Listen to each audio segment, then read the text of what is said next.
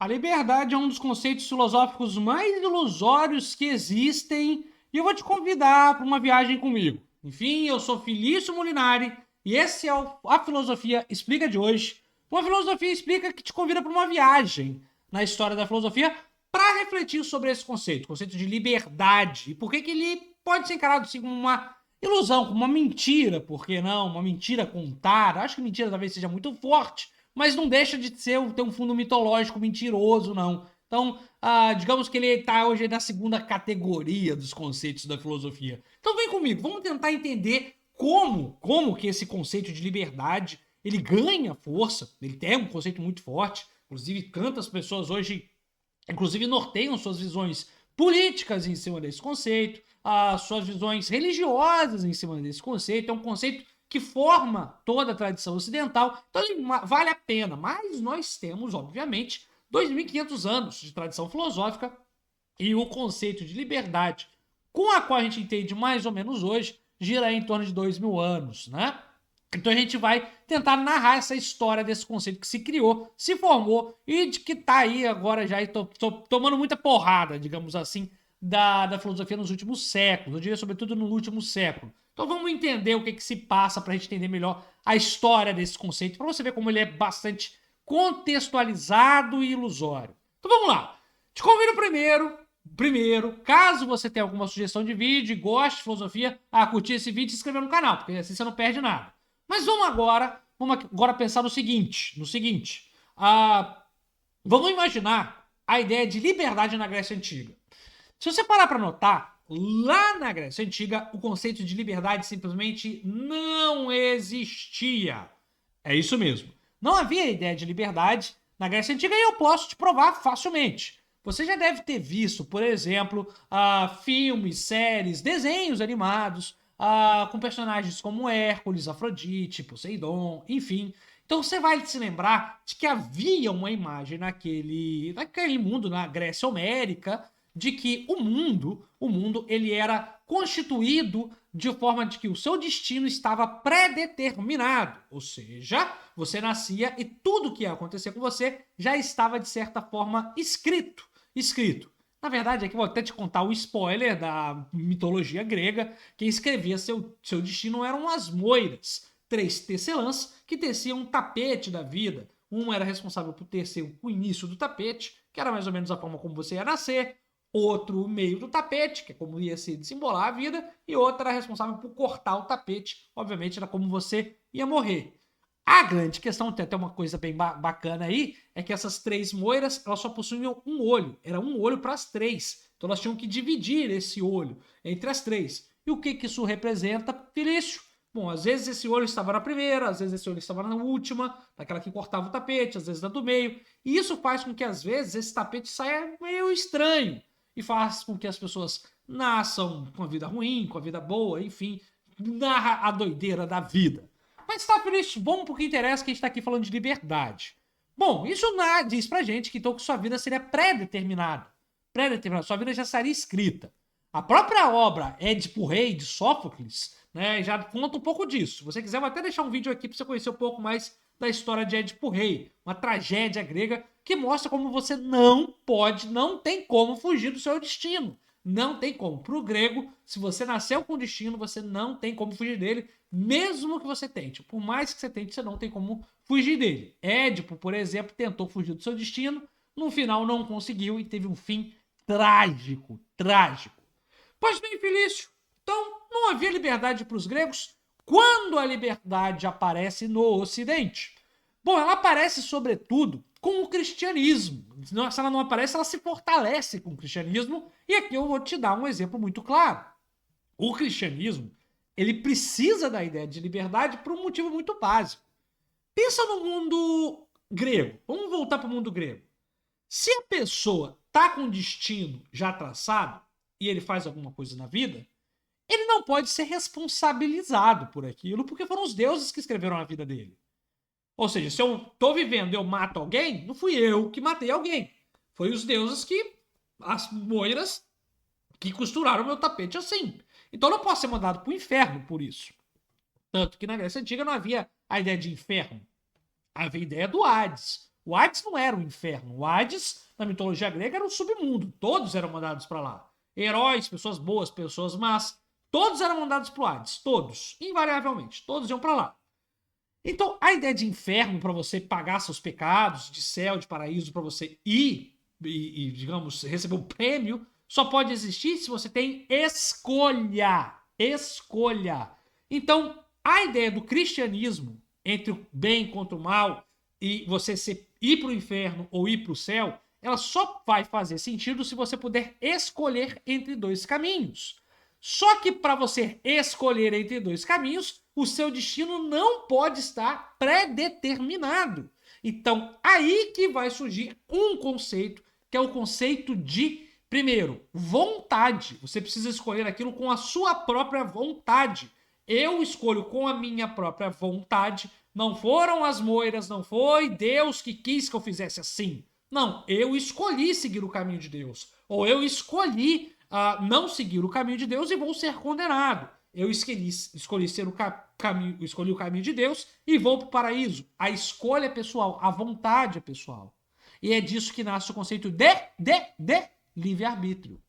O livre-arbítrio entra em cena exatamente para dar a ideia de vontade humana. O ser humano, então, ele vai ter uma vontade de escolha. As coisas não vão estar mais escritas, ele vai poder escolher aquilo, o caminho que quer seguir, e ser responsabilizado por isso. Então, o cristianismo fomenta essa ideia de uma liberdade, por meio de que agora o sujeito é responsabilizado pelos seus atos. Não está nas estrelas. Por que está nas estrelas? Porque se eu conseguia tentar ler nas estrelas aquilo que os deuses escreveram, no tapete da vida, né? Não tem nada mais escrito para os gregos. Nem como diziam os mesopotâmicos nas estrelas. Nada está escrito, nada está pré-determinado. Agora você é livre e você pode fazer o seu destino. Agora a ideia de liberdade entra em cena. Sobretudo ali no primeiro e no segundo século do cristianismo, onde essa ideia, quando essa ideia em Roma, se fortalece bastante. Então, é aí que a liberdade entra em cena. É um conceito histórico-religioso. Até então não havia ideia nenhuma de liberdade. Nenhuma de liberdade.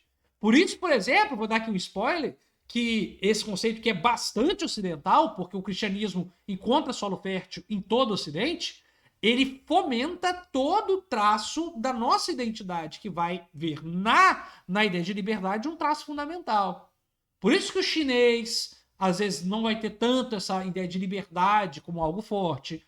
O árabe não vai ter essa ideia de liberdade como algo forte. Por quê? Porque não é fundamental na cultura deles. Essa ideia de liberdade e, sobretudo, a ideia de uma liberdade individual. Que isso vai encontrar solo onde? Muito tempo depois, quando essa ideia de liberdade ligada ao livre-arbítrio entrar na reforma protestante, que aí vai ser uma escolha ainda individual, e depois, obviamente, nas teorias filosóficas. Quando? Quando, por exemplo, na modernidade, essa ideia de liberdade, que é do livre-arbítrio, encontrar o liberalismo político, que vai falar, olha, você é livre para escolher o seu caminho, agora não é só mais depois da vida, não. Né? Você agora vai ser livre, a liberdade vai ser nosso sistema político. Ou mesmo Kant, não é só o liberalismo de Adam Smith que fala isso. O próprio Kant, na sua ideia de autonomia, vai prezar uma liberdade pela autonomia. O sujeito que racionalmente pensa, escolhe e decide autonomamente. Você mesmo, nomos em grego, regra. O sujeito que dá a si mesmo uma regra, escolhe o que quer fazer. Veja então, isso que nasce na religião vai encontrar solo fértil na filosofia e vai fundamentar todas as filosofias e pensamentos político-ideológicos do Ocidente. Mas é um conceito religioso. É um conceito religioso que não existia na antiguidade. Mas tá, Felício, por que ele é ilusório e por que ele é problemático? Bom, até Kant, passando por liberalismo de Adam Smith, passando até mesmo por Kant, como eu disse, no iluminismo, você tem uma ideia de liberdade que fundamenta o sujeito. E, obviamente, passando por todos os pensadores cristãos, Tomás de Aquino, Agostinho, enfim, tantos pensadores da filosofia medieval, mas também, ou talvez até mesmo, sobretudo, da filosofia moderna, eles vão ter ideia de liberdade muito forte, em sua maioria. Se não todos, claro que não são todos, mas em sua maioria vão ter uma ideia de liberdade muito forte. O problema, meu amigo, é que se Kant fala que a liberdade é algo fundamental, depois de Kant, a liberdade vai tomar uma sequência de porrada. Hegel é o primeiro. Vou aqui resumir. Vai falar que, olha, você não é livre. Na verdade, você é fruto de um contexto histórico, de um zeitgeist, do espírito da época. Então, você é fruto de... Você não é livre para pensar o que quer. Não, você pensa com as condições ali históricas que te permitem pensar aquilo. Então, Hegel é o primeiro a dar porrada nessa ideia de liberdade. Marx vem na sequência. Vai falar, por meio do seu método histórico dialético, dizer que você, além dessa ideia da história, as condições sociais vão fazer com que você enxergue o mundo de tal forma ou de outra forma. Você vai enxergar o mundo de forma alienada ou não. Né? Então, o que vai fazer você pensar e escolher o que você vai fazer não é um exercício plenamente racional de autonomia ou mesmo de liberdade. Eu sou livre para escolher. Liberdade é uma óbvia. Você não tem liberdade porque você é alienado politicamente. Você não tem liberdade porque, se não é politicamente alienado, você nasceu num contexto. Então você não é plenamente livre para escolher. Ou materialmente livre. Às vezes você não é materialmente livre. Que liberdade é essa? É uma liberdade meramente formal. Eu sou livre. Será que você é realmente livre? Eu sou livre para fazer o que eu quero. Não, você realmente é livre. Eu posso ir. Você pode ir para a França? Não, poder você pode, mas você tem condições materiais. O Marx vai falar que essa liberdade ela é fictícia. Embora ela existe formalmente, substancialmente você não tem ela. Então ele vai acusar isso. Vai falar que no sistema capitalista a liberdade ela é uma ideia vazia. Porque ainda que você tenha liberdade de ir e vir, materialmente você não pode nem ir nem vir porque você não tem condições financeiras, materiais para isso. Né? Então é uma outra crítica a essa ideia de liberdade. Mas não é só. Não é só de Hegel e Marx que vem essa crítica da liberdade como um conceito vazio, porque você é determinado socio-historicamente. Então não é você que escolhe, você não é livre, você é influenciado para escolher. Tem outros filósofos que vão também dar porrada nessa ideia de uma liberdade, né, de escolha. Eu diria que Heidegger e Wittgenstein também vão brincar em cima desse conceito e dizer que, olha, entre você e o mundo, entre a sua escolha e o mundo, ainda que você faça uma escolha livre, essa ideia de liberdade, por exemplo, para Wittgenstein, a liberdade vai ser um conceito como qualquer outro. Né? Em algumas culturas, numa situação antropológica, o conceito de liberdade nem existe. Então, que liberdade é essa? Liberdade é uma forma da gente ver o mundo. E o conceito de liberdade poderia sequer existir. Sequer existir. Né? Então, não há essa ideia de liberdade. O pessoal fala, não abra mão da minha liberdade por nada. Será mesmo? Será que você numa situação de fome, você não aceitaria abrir mão da sua liberdade por um prato de comida, por dignidade? Mas minha liberdade é dignidade. Tem que ver até que ponto esse conceito de liberdade vai. Então, analisar a liberdade em sentido de várias culturas, né, é interessante. Então, Wittgenstein e Heidegger vão colocar que liberdade nada mais é do que uma palavra no meio de um conto de Wittgenstein, por exemplo, vai falar que é uma palavra no nosso jogo de linguagem, que pode ter mais ou menos poder. Então, ela não é essa esfera metafísica.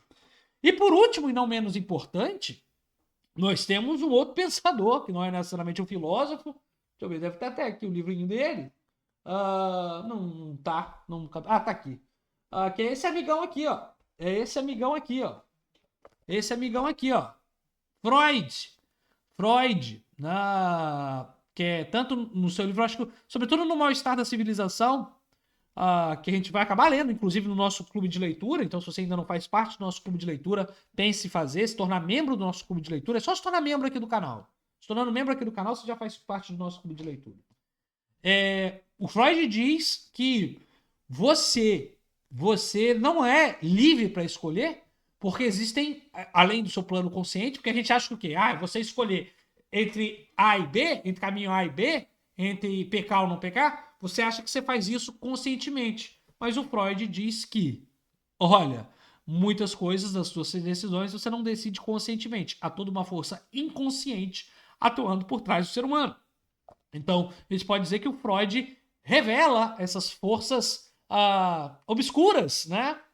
Por trás da ação humana. Essas forças ocultas por trás da ação humana, que o ser humano não é plenamente livre para escolher. A vontade humana não é plenamente livre. Existem várias vontades inconscientes que fazem com que a nossa vontade seja A ou B. Traumas, enfim.